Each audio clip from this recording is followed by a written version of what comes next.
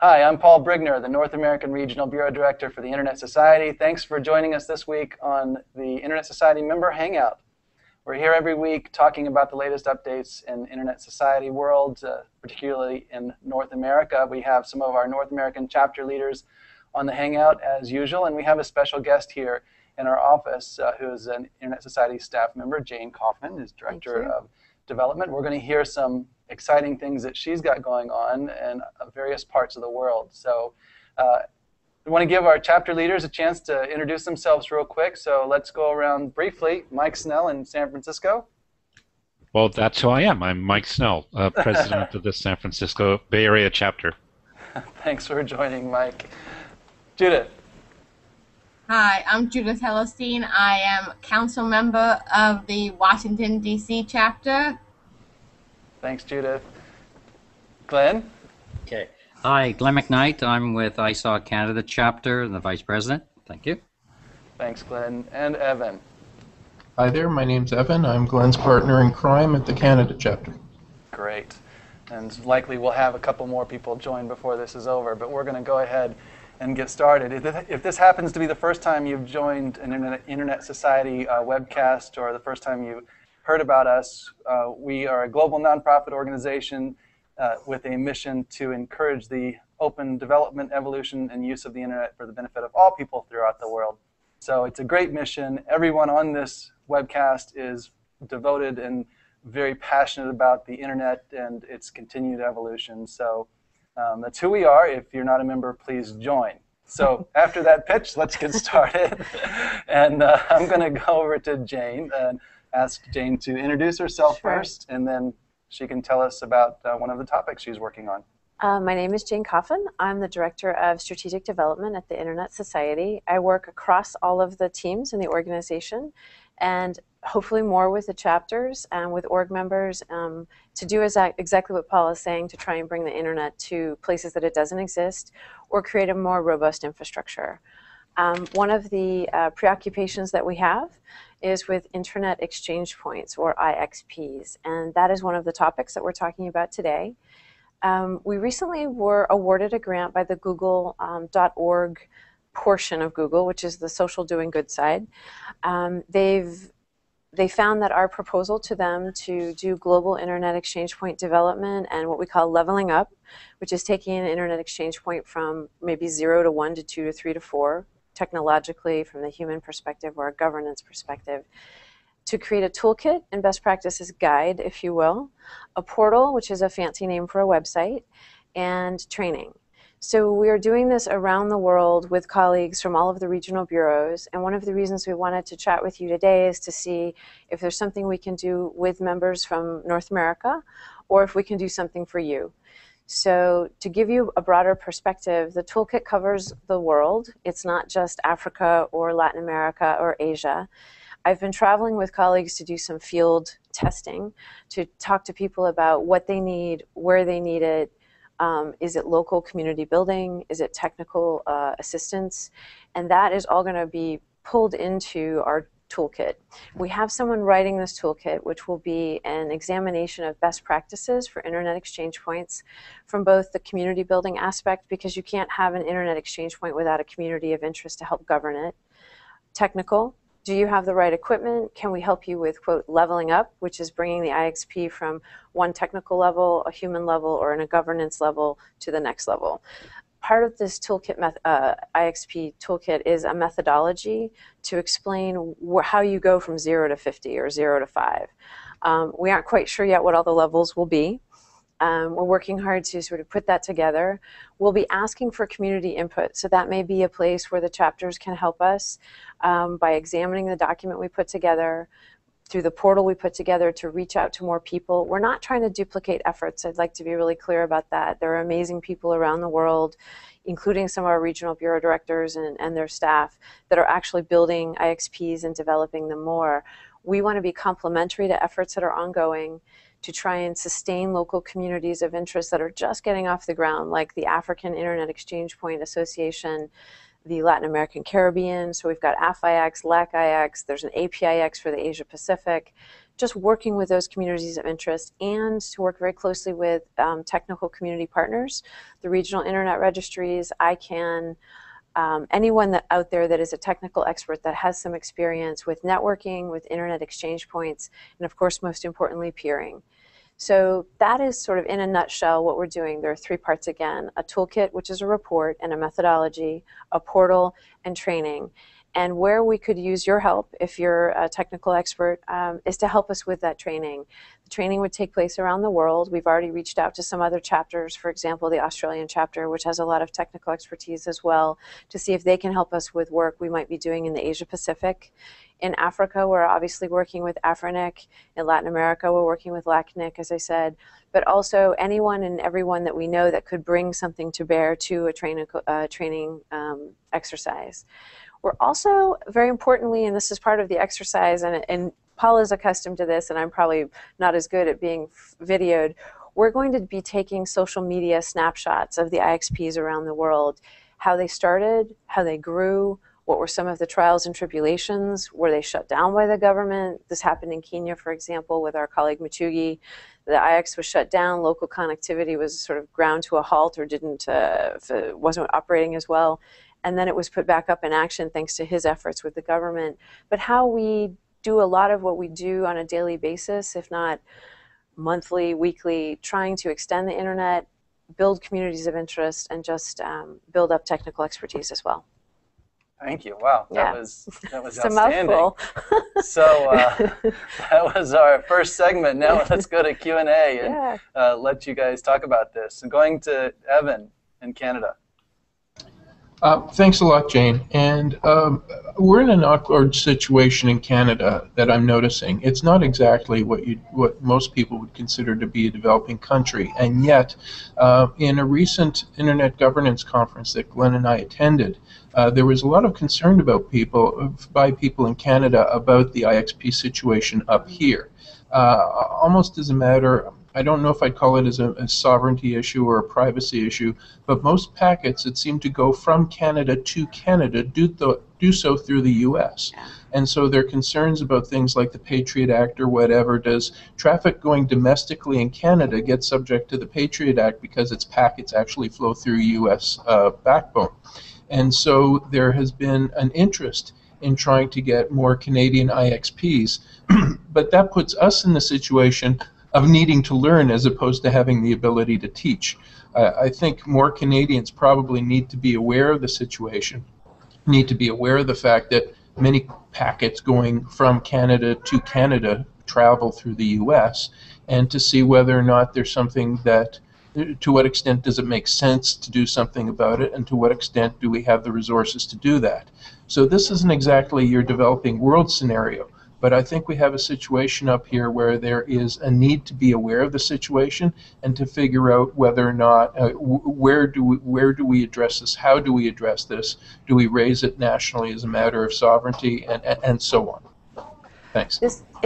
Actually, the description of what you've just given me is something that we're seeing in other countries that would be considered more developed as well. Hong Kong, for example, where IXPs are coming in there to help facilitate cheaper traffic and competitiveness among the IXPs. But what we could consider, Evan, is that, quite frankly, this is a global project. It also falls under something called the the Traffic and Interconnection Program here, ITE. And that's something that my colleague Karen and I run from a strategic perspective, but it's also pushed down into the regions. We could work with Paul on putting a workshop together in Canada on best practices and technical training. There are lots of people that would be willing to participate, I'm sure. The idea is that no matter where you are around the world, building the communities of interest to sustain an IXP, it doesn't matter if you're developed, emerging, or in the midst of having 5 or 6 IXPs put in. It's something that is relevant no matter where you are. Another good example is Serbia. We've been talking to the Serbs. I mean, obviously, extremely different environment than Canada, but they have an IXP up and running, but they just need a boost in the community and where it can go. And from your perspective, I can completely understand why you wouldn't want the traffic to be crossing the border. That's something, obviously to consider. And I've talked to some people from CIRA recently about the fact that more IXPs are being built out. I think you've got one coming online in Alberta. There's one in Toronto, maybe Montreal, and I think Quebec. But we'd be happy to try and do what we could with all of you, because this also can fall underneath this interconnection and traffic exchange program that we have. Well, this whole thing that you're talking about communities of interest, this is something that in fact wasn't even raised with us at the time that it was mentioned about creating these new IXPs. This concept of the communities of interest is actually something that I'm hearing for the first time today. So okay. if this is a concept that is built into the concept of IXPs, certainly there's no effort that I'm aware of within these emerging Canadian IXPs to build in these communities of interest. And I know certainly there's members in our chapter that would be very eager to participate in that. Well, we've seen from our experience around the world, and again, across the world, from Asia Pacific to Africa, Latin America, it takes time to build up the communities that support internet exchange points, largely due to the fact that you have competitors peering with each other. This takes a lot of energy and time to try and encourage people to understand the benefit of doing this for not only for the country, but for users. So companies begin to realize that it's in their best interest to peer with each other. There's a lot of cost savings. They do drive more customers, believe it or not, to their infrastructure, which is often what people would think would be the case. We also see that there's Canada. For Canada, it's not an investment issue, but for developing countries, it is. It drives investment. It drives content. You have a lot of content in Canada. The good news is that it might be cheaper to move some of that content if you do have more internet exchange points set up. The long-haul traffic costs as well. I mean, it's not as much of a long-haul issue for you. In Kenya, it was a huge issue because they were taking traffic out of Nairobi up to London and back just to talk to each other in one city. So that's where we're finding the communities of interest coming together can take almost a year to two. There's another project that if our colleague Sophie were here, she would also be keen to talk about, but we can talk about it in the absence of Sophie, who's the global services person who sits on top of the regional bureaus. We have an African project called Axis, which is the African Internet Exchange Program, to try and encourage more internet exchange points in Africa, done with the African Union and through some of the governments. It's a model that is something that we aren't always talking to government first, but in Africa it's something we've done because we're partnering with the African Union. And the important part there is that best practices are the first thing we do. The best practices training. We often find we might have to go back.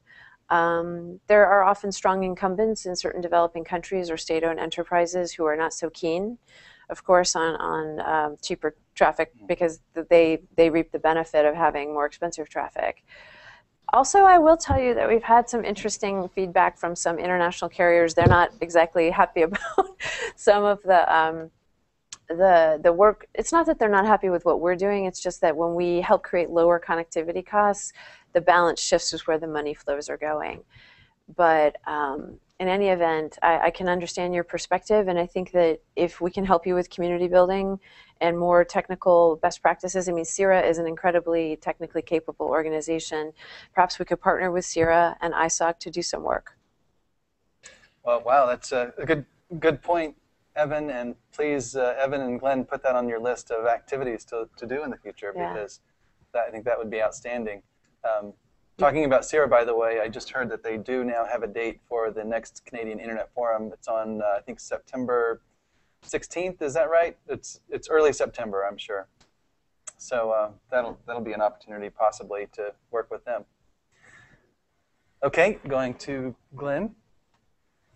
Okay. On that issue that Evan was saying, from a Canadian slant, I think we could probably put together a short position paper on the Canadian situation and probably present it at the CIRA event, which we can ask Mark Holland and Mark Brule, the people at CIRA, to contribute as well. So I think it's a great time. There is a paper, Glenn, that I will send to Paul so that he can distribute to all of you that you would want to bear in mind when you did that. It's an analysis by Bill Woodcock from Packet Clearinghouse. and a fellow at the Berkman Center at Harvard about some of the Canadian exchange points. Okay. I would say it's about a year old, so it's not up to date, which might be a good platform for you to take what they're saying and update it for that meeting. Okay. Sounds good. I will give you a snapshot also of a concern that we have with internet exchange points. This is more globally in the developing and emerging markets. They've become what I'm calling a shiny object. People are very interested in developing them as well, but we're seeing a gold plating of the network problem, where people are coming in and saying equipment should be X millions of dollars. We've seen IXPs developed in countries like Tanzania for as low as $1,000 when they got off the ground.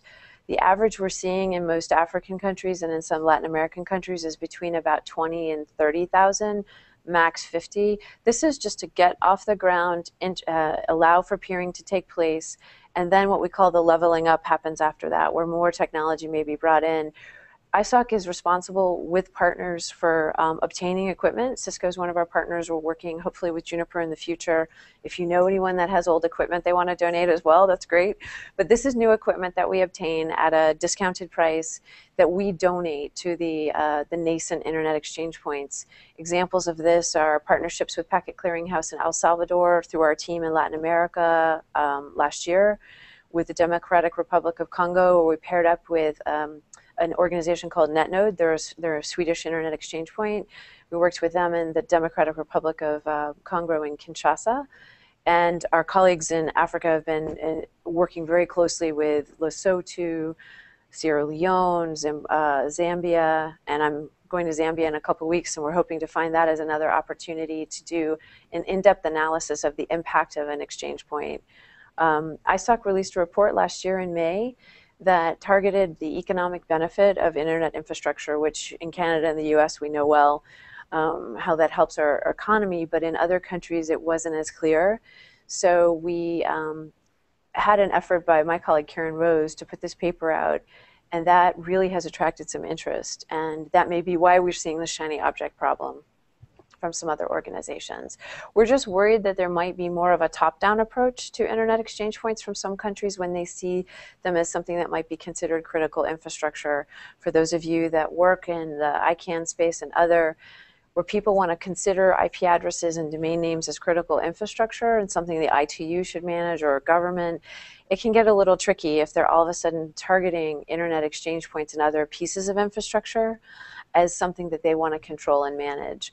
So this is incumbent upon the Internet Society and colleagues like you to go around and talk to governments and sort of encourage them to understand how important this is for the economy, but also how important it is for the infrastructure, for local connectivity, for local traffic, but also in partnership with government to try and understand what our role is versus their role, I guess you could say. We had a great experience in Latin America recently where I heard the Minister of Colombia talking about his role versus the role of the technical community, and it was at the LACNIC meeting, and it was really exciting to hear a senior official talk about the importance of the internet for him as a driver for the economy, a poverty alleviation, job growth, but that he left the technical aspects to the technical community.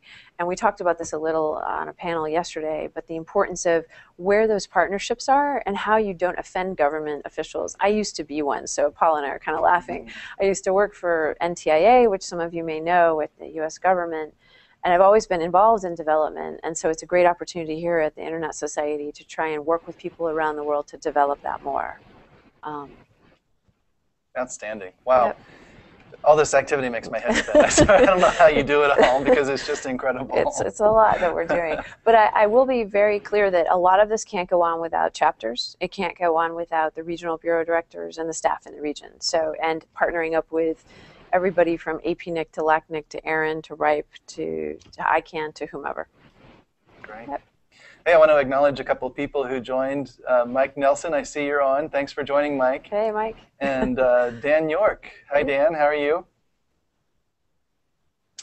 Great. So we've got a good group today. Any more questions before we go on to another topic, if you have one to talk about? Sure. I'm appreciating all the Canadians here. I'm very Canadian, just to let Evan know. I've got my curling coffee mug, and I'm actually... We lost your audio there, Dan. I don't know what Yeah, I hit something here in the glorious auto mute. All I was saying was, I'm in the Canadian theme today.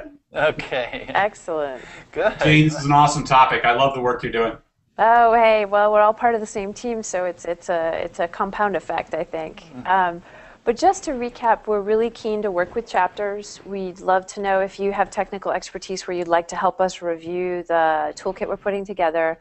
And to give you a time frame, we're providing the draft of the toolkit to google.org and in mid-July, and we'll be working on it through July and from July to November. So there's plenty of time to add input, to give us more help, and perhaps for our Canadian colleagues, we could look at Canada as a case study as well. That might be something we do with CIRA, so we could put that on the to-do list as well.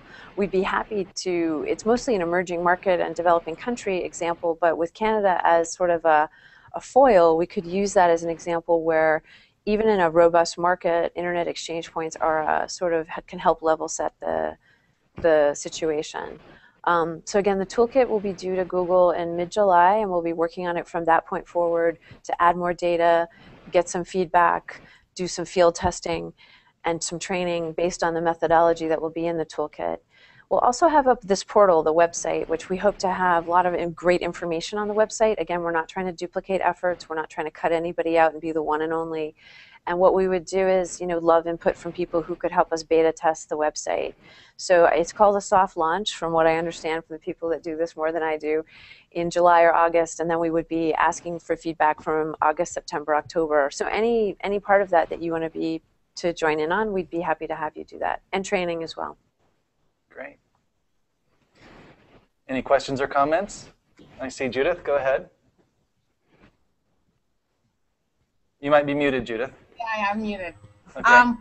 My question is, are you only looking at engineers to review the manual, or is it something for people who are not engineers? No, that's a really good question, Judith, and don't let the term toolkit fool you. Some people have asked us, does toolkit mean it's just a technical guide?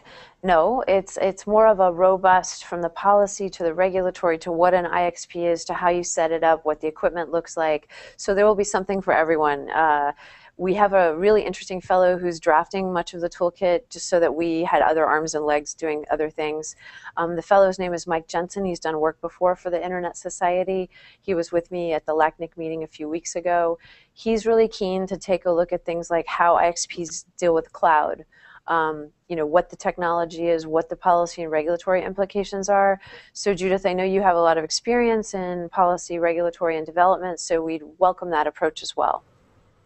Okay, yeah, thanks. I just wanted to make sure that it wasn't technical like the one that Glenn is doing for Paul. Yeah. Yeah, no, and also just, and I've relied heavily on Dan as well, and thank you to Dan for help with just understanding websites better, because Dan's a wizard with that. And we would love input from your perspective, from the community's perspective and the chapters, just to tell us, is this website really conveying what we want it to convey? Is it interesting enough? For some people, there's a different psychology with how you attract people to a website and keep them interested in the content. Jane? Yeah, thanks. Go right ahead, Dan. So a question, when you look at these IXPs and you're putting in there, are they obviously IPv4, how much do they do with IPv6? Well, that's a really good question, Dan, because I'll give you an example. The IXP in El Salvador, one of the objectives of Packet Clearinghouse, working with our colleague Christian O'Flaherty in Latin America, was to have a v6-enabled infrastructure, the router and the switch. So we were able to send down some equipment to tide them over, and they're soon going to be integrating to a fully v6-enabled IX. We're finding that in a lot of developing countries where we're working closely with the regional internet registries, they're very keen to be v6-enabled as quickly as possible. So it's surprising, but you'll find that they're also asking us questions about DNS, DNSSEC, hosting routes like the L route, others, and measurement of traffic, because the more you have a measurement device at the IX, now to be clear, it's not deep packet inspection at the IX. It's just traffic levels, so that you can see where the eyeballs are on the network, to use somebody else's term, i.e. if you're an investor, you can actually see that there's a way to invest and to make money from the infrastructure there because there are users on the network. And seeing the traffic grow. Exactly. You can see the traffic stats. Cool. Well, certainly as as you start rolling this out and making the toolkit available, I mean, wearing my ISOC hat with Deploy 360, et cetera, we'd be glad to help publicize this. Certainly where it gets into helping promote IPv6 and pieces like that, we'd certainly be glad to help you with that. Well, we may even want your help too in doing some training, because that would be, I know for a fact the guys in Serbia I've been talking to are very keen to talk about DNSSEC. So we could marry up some of the ISOC programs with that training. And that's where we'd be working with RIPE as well. So I will definitely keep you tuned in and see if we could get your help. Cool. Any more questions before we move on? So, Jane, any other big topics that you're working on these days that you wanted to mention? Sure. And just to give you a perspective on why we do what we do, from a strategic perspective, we have our colleagues around the world that do what they do, but we try and pull up some of the issues to another layer and publish reports on specific issues, and or sort of drill down on something like peering or traffic measurement, so that we can help enhance what our colleagues are doing in the region. And so right now we've just released a report called Lifting Barriers to Connectivity in Sub-Saharan Africa. That was a follow-on to the IXP study I mentioned earlier. The purpose of that is to really pull apart some of the issues that are prohibiting connectivity. And our public policy team was pretty excited about the report as well, and they reviewed it from that side. The reason we've perhaps re-articulated an old, not an old argument, but facts that are not new, in the sense of bringing connectivity where you need regulators and policymakers to work together, where you've got barriers from the submarine cable backhaul, which might be a monopoly gateway, that kind of thing. We wanted to re-emphasize some of those issues because we're finding that the old debates are new when it comes to some of the infrastructure and facilitating that connectivity. So the report just came out. We've been tweeting about it. We have a new ISOC development Twitter feed. It's called ISOC Dev. We were testing it out last week, and I've learned how to tweet. So for those of you that are learning as well, it was quite something. I got a little bit too excited about tweeting and was doing too much of it. And they said, okay, maybe they're not that interested in everything that's going on. So we're trying to figure out a way to also draw attention to the development issues, you know, the very important issues that are going on around the world with internet connectivity. So that report was released. An area where we may need your help and would love it, quite frankly, is we're thinking about releasing 2 papers and working with ISOC chapters and org members on a peering paper for beginners and a paper on measurement of traffic. This would not drill down into logarithmic and algorithmic activity on traffic measurement. It would be a high-level examination of why you want to measure traffic, what the importance of doing that may be. We've been contacted by MLabs, which is a group that's doing traffic measurement. We've been talking to RIPE. They do lots of measurement of traffic, and they have something called the Atlas Project, where you attach a device to your infrastructure and it measures just traffic levels, again, and pings. It's not looking at, you know, what's in your packets. So we've been thinking about doing those 2 projects as well, and some more lifting barriers in the Caribbean and also Asia Pacific. It depends on, you know, whether or not we have the bandwidth to do that, but that's something on our radar screen. Outstanding. So the paper you mentioned, it's available on our website now. Mm-hmm. Yep. And is there going to be any kind of an event talking about this paper, or do you have anything planned? Actually, it's interesting you say that. We've tweeted about it, but we're going to reblog because we're finding new ways of reaching out to the community from a social media perspective. From our work last week at the World Telecom Policy Forum, we've been testing out what works and what doesn't.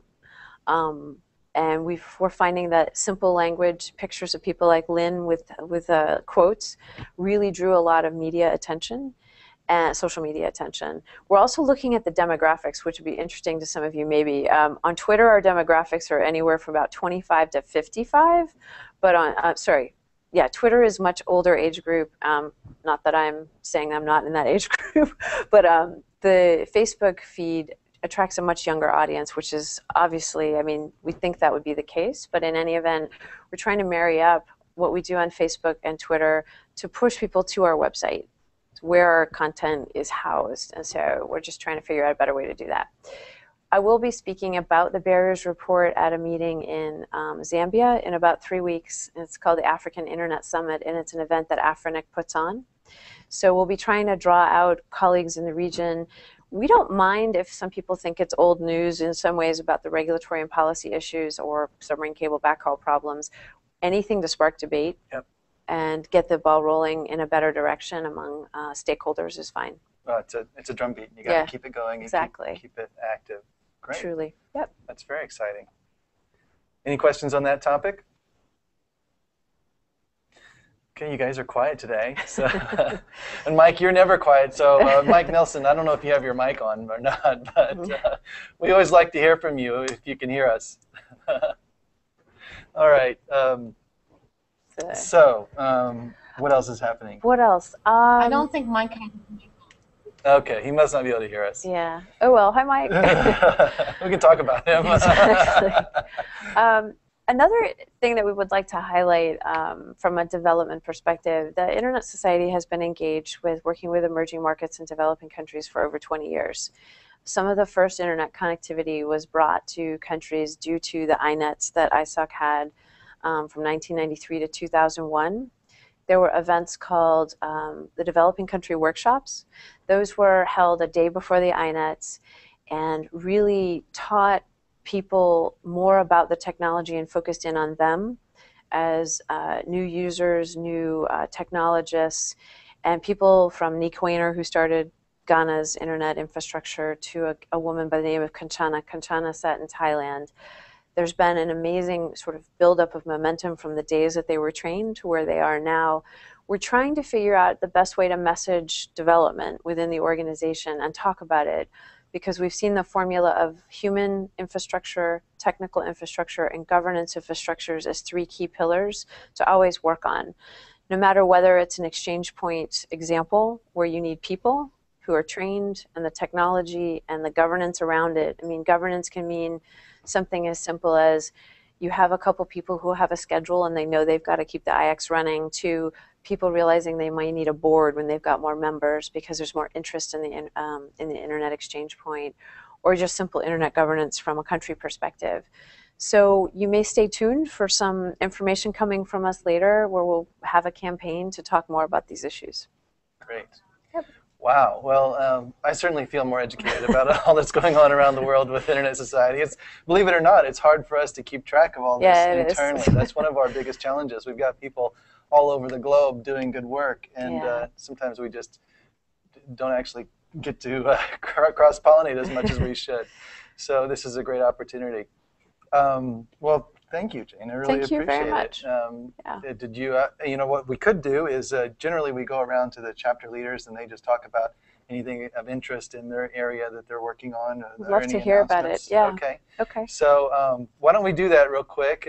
Anybody want to volunteer to go first and just give us a little update on things in your chapter or in your area? I see Judith with a hand. I can go. We just had an excellent meeting yesterday on that Jane was at, Subbing for Sally, on the geopolitics of internet governance.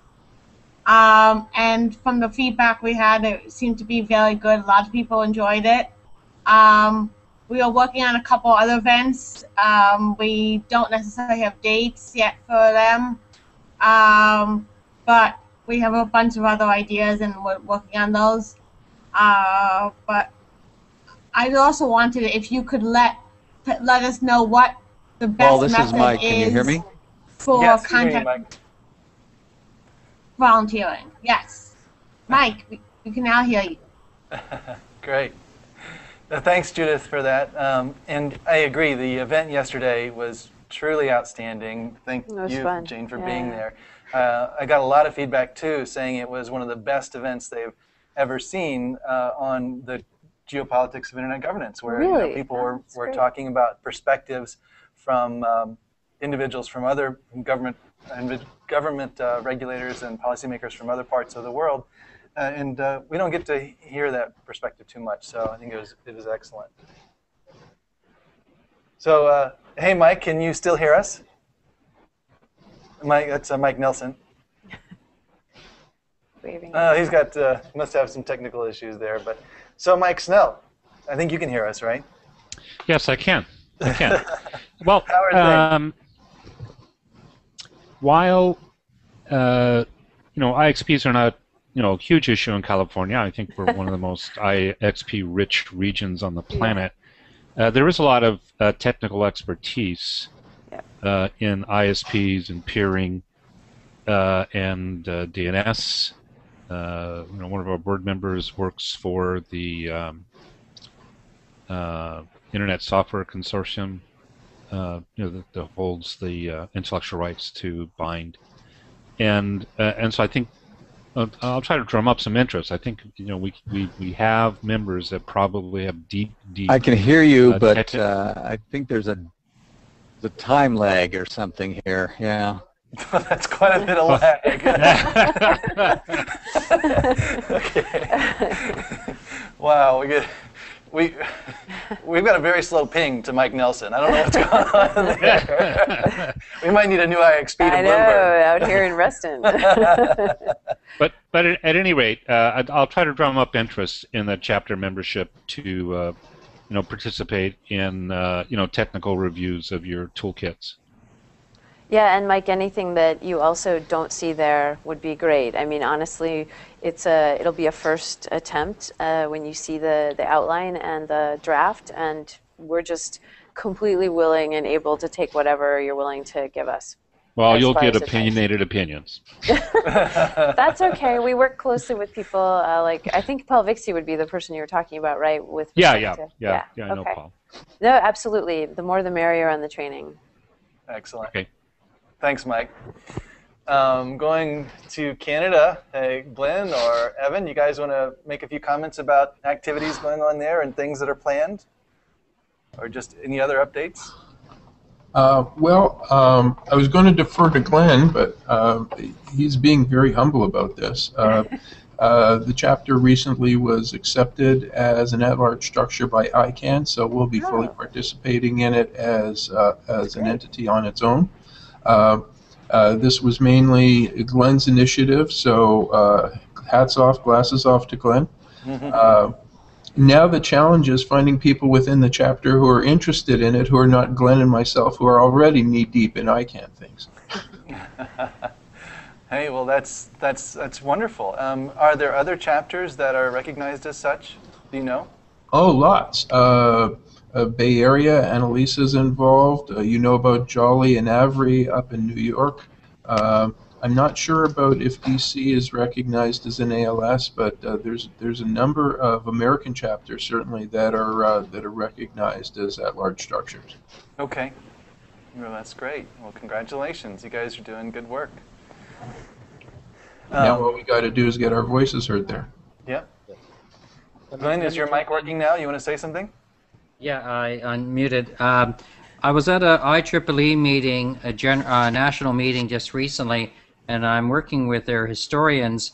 We're trying to uncover some of the early work by IEEE engineers on the mapping and implementation of the internet in Canada. So there's a number of IEEE members, engineers, that'll be stepping forward with some information. So we're going to be populating our site. Probably not to the caliber for the Internet Hall of Fame, but from our Canadian perspective, definitely a story worth telling. Wonderful. Thanks for that update. Hey, I did get a question on the chat from Mike Nelson.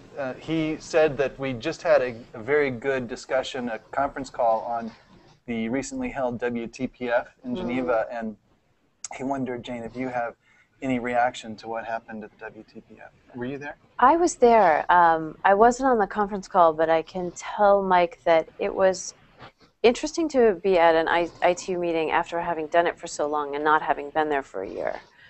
I think that for people who didn't realize that it was a pretty hot-wired event, meaning they had taken care of some of the very difficult issues prior to the meeting itself, which was good.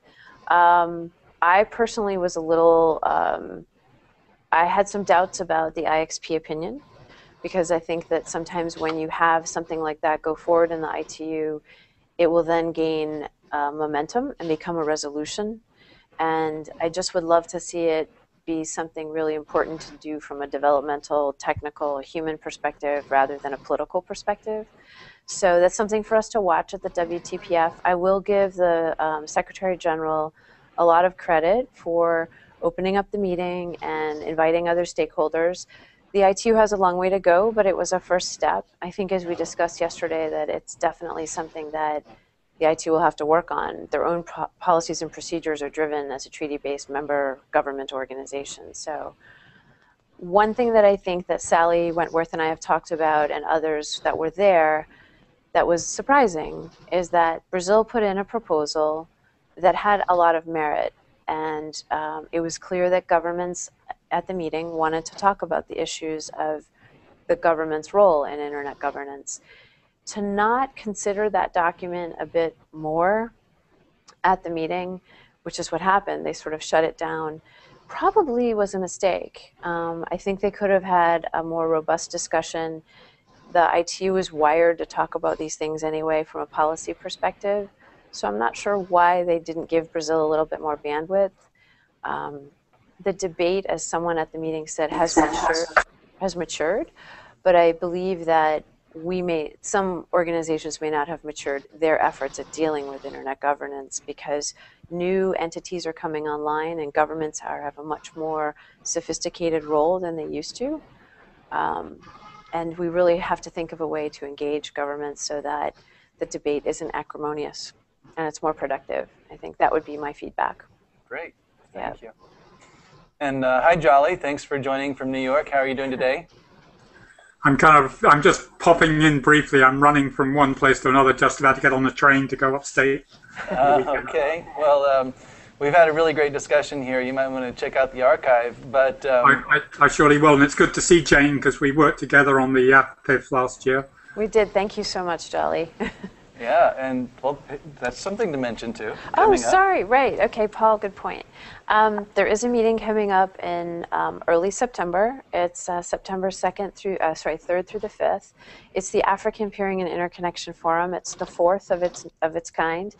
It's an event that Karen Rose, my boss, and Machugi Mwangi, who's one of our key African colleagues from the African Bureau, started about 6 years ago, to be honest. And what they found was that the meetings that they were holding on IXPs weren't taking off.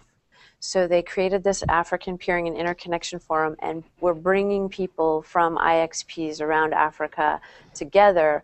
But we also have companies who participate from Europe, from the United States, whether it's with training. Hurricane Electric provides some training. The Internet Exchange Points from Europe.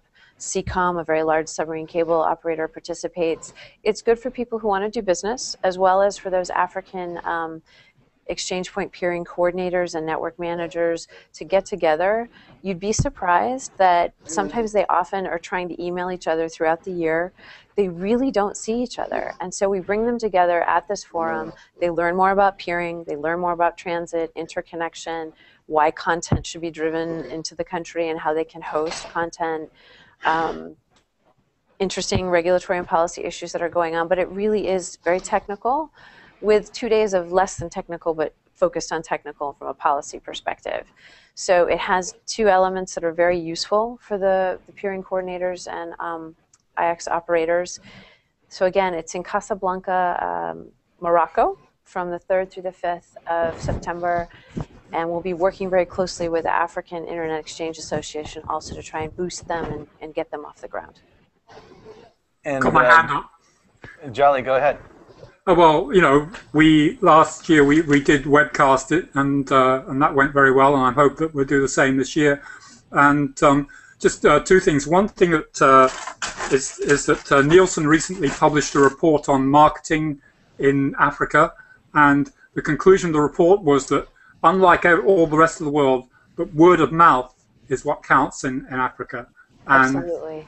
And so this is why these sort of face-to-face meetings are so important over there. And the other thing is that, it's just generally sort of, we are very interested because things are kind of breaking there. It's very interesting for us and educational to be able to participate remotely in these events. So the more that we can encourage webcasting by the chapters there and you know, it may be something, you know, Paul has a lot of experience in this, that maybe, you know, he could come out to something like this and do a little webcasting workshop with the chapters to like kind of bring them up to speed. You know, if I could throw in that as a suggestion. Great suggestion, Jolly. And it just so happens that we had discussed this, Yeah. and I'm planning to go. So having the workshop for the chapters would be really good. That's a great idea. Yeah. So we'll see if we can get something like that going, because I'd love to do that and make sure that they come up to a higher level of production capability. I think it's just a little bit of experience is all they need, and I can help them with that. So. Yeah, and I'll say that it's interesting that we're doing this meeting in Morocco. You saw what was happening with the Arab Spring last year and the use of over the last couple of years. We were recently in Tunisia at an IX workshop at the invitation of the Tunisian government, which has done a 180 on the importance of the use of the internet, open and not monitored infrastructure, because everything in Tunisia, every packet coming in and out of that country was monitored.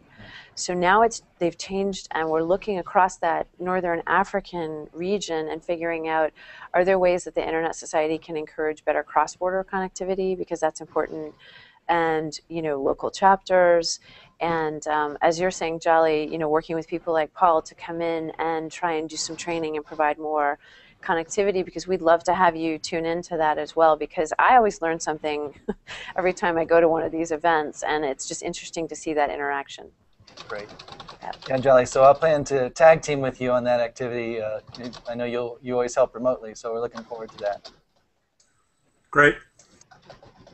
Good. Any other comments? Well, I tell you, this has just been really a fascinating discussion. Yeah. And what's so exciting is that a lot of this just really goes to the heart of what our mission is and what we're here to accomplish, and making the internet grow and evolve and develop. So absolutely, it's neat to know that you're traveling all the time, by the way. I mean, it's a very rare experience for her to be in the office. So we were fortunate to grab her. We have to plan these things way in advance. But maybe we can touch base again at some point and see how you're doing. Okay. With these activities, and we'll be sure to publicize the webcasts that we do from the AFPIF and other activities. All right. So with that, I think we're about ready to wrap up. Any last comments or questions before we do? Have a good weekend. Great. Thanks, Jolly. You too. And thanks to all for joining. It's been great to see you. And of course, have a great weekend. We'll see you next week. And thank you. Yes. Thanks so much. And Jane, you'll tell us how to send in our comments when you have the drafts, right? Absolutely. I'll work with Paul, so that'll be a team effort from this side, and to try and, you know, work with all of you. Okay. Thanks. Signing off here, everybody. Thanks, Take Jane. care. All See you right. soon. Have a good